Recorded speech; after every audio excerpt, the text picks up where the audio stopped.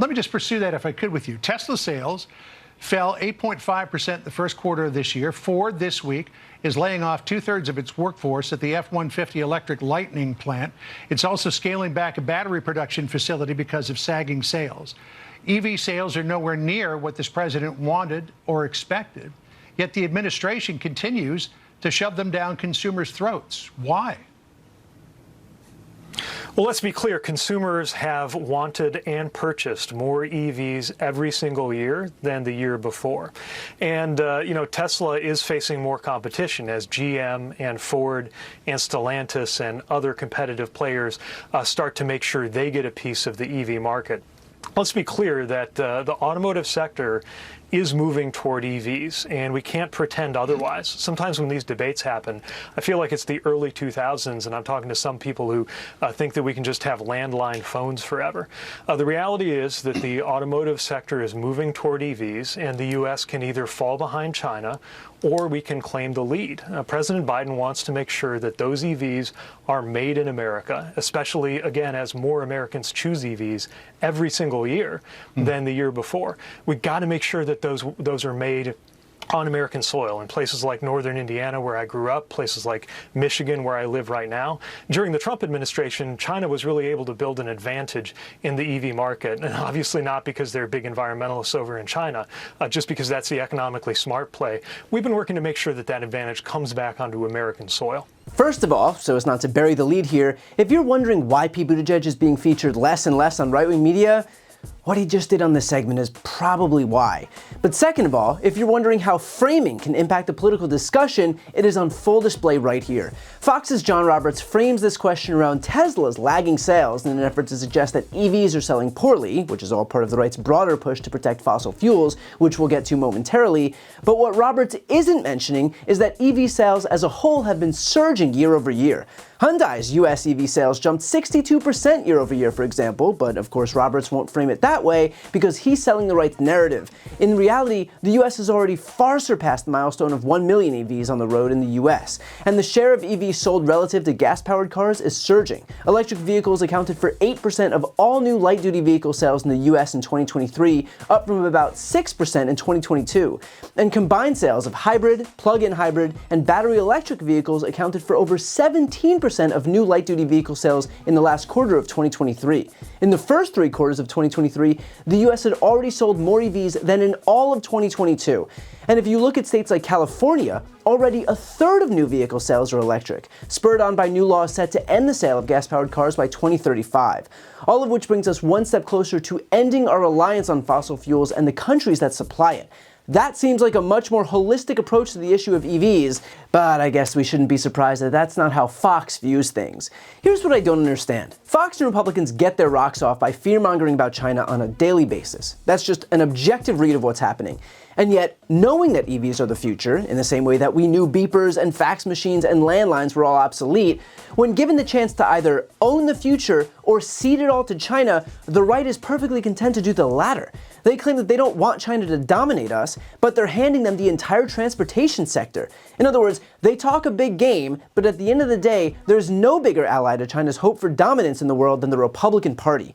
And that's a point that Pete brought up to me as well in a recent interview. I come from the industrial Midwest. I know how helpful it can be to have auto manufacturing in your region, and I know how terrible it can be if your region loses out. And that's what happened in my hometown of South Bend when Studebaker closed. We have got to make sure that the next generation of cars, which will largely be electric, are made in the U.S. Under President Trump, frankly, they allowed China to get the advantage on EVs.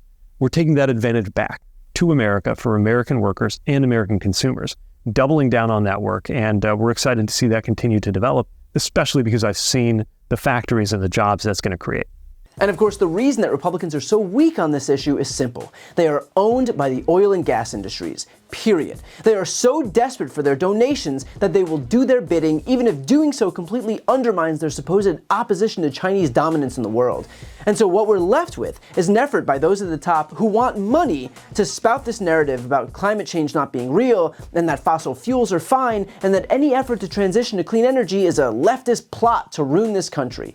But let's be real, these people aren't dumb. They're liars, sure, but they're not dumb. They can see the impacts of climate change. They can see the record heat and the record wildfires and the record hurricanes and the record droughts. But Republicans have received over $310 million in total from oil and gas companies who stand to benefit from entrenching the status quo.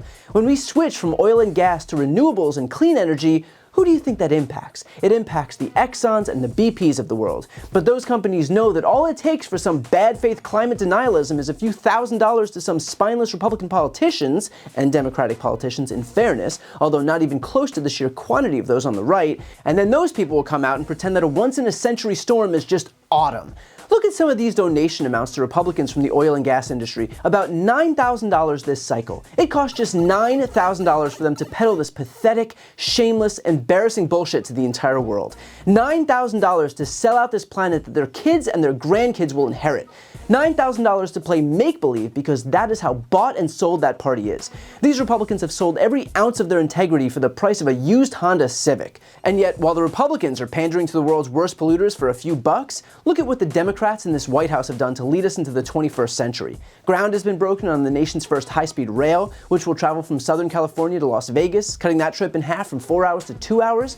The project's expected to be completed in time for LA to host the 2028 Olympics. It'll also bring the US in line with a number of other industrialized countries, all of which boast lightning-fast high-speed rail. The White House also made good on another campaign promise and launched the Climate Corps, a new federal program that looks to employ hundreds of thousands of young Americans in the clean energy, conservation, and climate resilience sectors.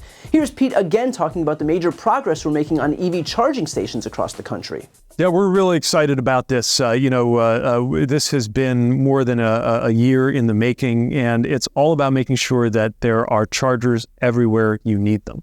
There's a lot of electric car chargers around the country that have been already put up by private companies and private industry, but not enough. The president's vision is we got to have 500,000 of these chargers around the country by the end of the year, and that's not by the end of the decade. And that's not going to happen without us making sure that they exist even in places where they're not yet profitable. And a good example is on a 50-mile stretch of road, you got to make sure there's going to be at least one charger there. The same way that if you get in a car, a gas car, on a road trip, there's going to be gas stations between where you started and where you need to get to. So the very first of these new chargers, federally supported with dollars from the infrastructure package, was installed in Ohio, closely followed by one in New York. There are hundreds and eventually thousands and thousands and thousands more to come. And this is going to make a huge difference for convenience and have a positive climate impact because it's going to encourage more people to feel comfortable making that choice to go electric. And maybe the best thing of all, really stimulating a U.S. industry that's going to create a lot of jobs making and installing these chargers. So this time next year, how many charging stations can we expect to see? First we'll see hundreds more, then it'll go into the thousands, and we're going to need that. We've seen tens of thousands of public chargers added already since President Biden took office, publicly available chargers, but we need more where that came from. And again, it's all working toward that goal of 500,000 by the end of the decade. From EVs to high-speed rail to protections for consumers, this administration is making good on its promises to not only bring the U.S. into the 21st century, but to create jobs and economic growth while doing it. This is what it looks like when a political party values innovation, jobs, and our future, as opposed to donations from oil and gas companies seeking to entrench our reliance on expensive and outdated forms of energy. And finally, as far as the implications of Republicans' actions, frankly, I really don't give a shit if I sound alarmist, but vast swaths of this planet will and already are becoming uninhabitable because of the impacts of climate change. Scientists know this, young people know this, and everyone else willing to acknowledge objective reality knows this. The GOP and the media can both size this issue into oblivion, but the debate is over. This administration and today's Democratic Party understand that, and they are working to fix it. The danger in allowing Republicans to take power cannot be overstated. We have an ever-shrinking window where we can save this planet. We're taking the most aggressive action that's ever been taken, but that will end the second Republicans have the ability to do so. So if you're a Republican voter, think about that. If you're a non-voter, think about that. If you have kids and want to make life easy and enjoyable for them, Think about that. This issue should transcend politics. It is existential for us as humans who share this planet. But the fact that Republican politicians will gladly politicize it for a few $1,000s from oil and gas companies should be all the proof you need that their priority isn't us, it is their jobs and their own grip on power. Before you go, I need some help. Please subscribe to this channel and do your part to help grow the progressive media ecosystem.